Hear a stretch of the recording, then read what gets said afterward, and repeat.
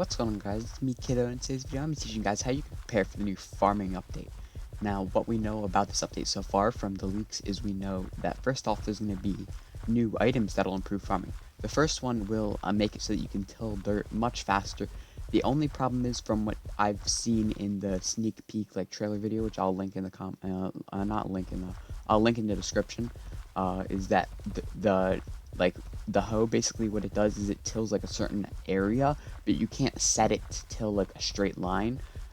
From what I know, who knows, maybe you can. So basically what I'm doing right now is I'm tilling all the dirt of my pumpkin slash melon layers that I'm going to make, but none of the others. Now, the next thing we know is there's going to be a seed planter that'll plant in a straight row. Now, this is going to be really good. We don't know how far it will reach from the farm that was built was only 10 blocks long, but it went all the way to the end. So whether or not it has infinite range or it has a limit, it'll still be very nice to have that. So it'll make it much easier to plant seeds down. Now, another thing that we know is going to happen is there's going to be farming competitions. Now, what this is going to be is it's going to be farming competitions based on what do we call it? Oh, we also know there's a water thing to make water placing easier, but that doesn't really take much time anyway. So for the competitions, it's going to be a certain most likely a skyblock year is what we see. So whether or not it's going to be multiple crops at once or just a single crop per year, still not sure, but basically what's going to happen is there's going to be certain prizes you can win for determining your placement. Now, I don't think it's just first place, but if you place high enough, you get something called a medal, which basically means you can equip it. I'm not exactly sure, or if it's an accessory. I think it might be an accessory, but basically you can increase your farming level by 1. Now, the perks that will be there and how much XP this requires will be uncertain, but it's most likely going to be somewhere a little bit above 3 million XP probably, and then somewhere in the range of 4% to quadruple, unless they want to make it 10 million and they want to have it 20% chance, and then for each one you get, it's additional to that. I'm pretty sure you can get 7 farming. Hold on, let's check real quick. How many can you get farming? 1, 2, 3, 4, 5, 6, 7, 8. Yeah, so 8 different ones you can get. I'm not actually sure. I don't think animals count because you can't really farm that. You have to get minions for those. But 8 different metals that you can get. It's interesting to see how they'll distribute that. But basically, what you're gonna want to do is you're gonna want to do 2 things aside from building farms. You're going to want to get money, and you're going to get a high farming level. Now, a high farming level, I'm currently farming level 30. The higher, the better. I think I'm going to try to go for 35 before the competition if I can. But basically, what's going to happen is the higher the farming level, the better you can get.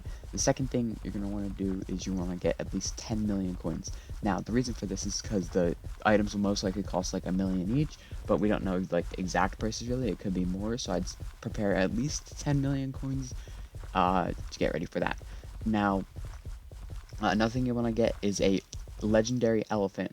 Now, I know currently I only have an epic elephant, but I'm working on leveling it up, so once I do put it in cat to make it legendary, I'll get a bunch of cat flowers and stuff to do that. And then because the reason why is a level 100 legendary elephant gives a plus 25% chance to get double crops. Now, you guys might not see how great this is, but this is huge. That making farming 25% faster is just insane. I don't know why I'm kind of lagging with the dirt right now, but it's whatever. But additional farming, making it so you have to farm less and get more is really insane. Although it doesn't help with farming XP. So if you're still getting farming XP, when you're farming pumpkins, you should use your rabbit pet. Now, the reason why I say pumpkins and not sugarcane is because sugarcane makes barely more money than pumpkins. I'm pretty sure it's almost the exact same now because the price of sugarcane has dropped significantly, and pumpkins give a solid, I don't know exactly how much, maybe it's 10% more, but it gives more XP. So you should really be farming pumpkins if you want XP, and not sugarcane. And melons give less XP than pumpkins as well. So now time for the actual farm constructions. Now, this is what I'm going to be doing and what I recommend you do, so you spend a decent amount of time working on your farms, but not too much. You're going to want 2 layers of pumpkin, 1 layer of melon, 1 layer of sugarcane, 1 to 2 layers of uh, potato, carrot, and wheat, and then you're going to want like a solid, I don't know exactly how many you should get, but I have 25 rows of cocoa beans, and like, you know what I mean, 25 rows of cocoa beans going 4 up, and then there's also, whatchamacallit, I said wheat, then 1 of sugarcane.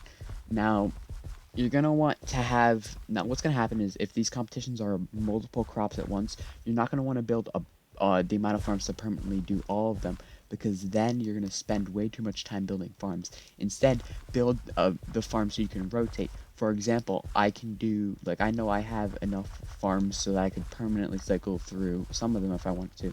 I know I could permanently go through cocoa beans and sugarcane, but the thing is, I'm gonna rotate out, so I'm gonna do like both pumpkins, and I'm gonna do like maybe the melon, and I'm also gonna do like the carrots and potatoes, and by then, it should replenish and be done. And I could also like switch it up some here and there, you know, throw some diversity so it can get as many leaderboards as possible. The next strategy is to understand which crops are going to be the best for you to go for. Now, from my knowledge of what people will grind, is I feel like wheat is going to be the one that people typically stay away from. Now, the reason for this is because wheat actually can't be turned into like hay bales or enchanted bread using the personal compactor, and you're going to have to basically you get the agronomy sack for wheat, and it's going to be like obnoxious to like craft and then like get the wheat to sell it. So I suggest, like, if you want to get on the high leaderboards, fewer people are probably going to do wheat. It's just going to be slightly obnoxious to grind for. One that's probably going to be highly contested is going to be pumpkins and, or not pumpkins, potatoes and maybe pumpkins, because everyone's got a pumpkin farm, and potatoes are just like, they're like, Technoblade's probably gonna get first place anyway, and a bunch of people have potato farms because they like watch Technoblade and stuff. But I feel like although like carrots do make more money, I feel like they might have a little bit less competition. I don't know. I might be wrong in this. This is just predictions. Sugarcane might get a decent amount of people grinding it, but then again, you do not need a lot to continuously grind. It's like 2.5 layers. One that might not have as many people. Actually, no. Now I think about it, it might have quite a few. Is cocoa bean, because I know a bunch of people did cocoa beans originally because YouTubers made videos about it. It was really easy to make, especially with the builders ones. It's much easier. Unfortunately, it doesn't work on the actual cocoa bean though. It only works on the wood, but it's still very quick to set up and should be pretty easy to grind in. But most people probably have a replenish axe. I was thinking maybe people only have replenish hoe. Another strategy that you're going to want to use is have a diamond hoe. Now, if you're really, I have a diamond hoe with the blessed enchant. We don't know if, from what we know, we don't know if there's going to be another hoe that, or like a better rarity hoe. I don't remember what the rarity was, but basically, the higher the rarity, the better the blessed enchant will work. Now, if you recombobulate your diamond hoe, bonus points, because then you'll get more chance to double your crops and a little bit more farming XP. Although this is very small numbers, if you're sweaty and have the money, it could really make a pretty big difference. I believe that's all I have. But remember, when it comes down to this competition, you can prepare as much as you want, but it's really all about the grind. You have to put in a lot of time if you want to get a high position in these spots, and you're really gonna have to put in a bunch of effort. Now, with that being said, I'd like to wish you all the best of luck.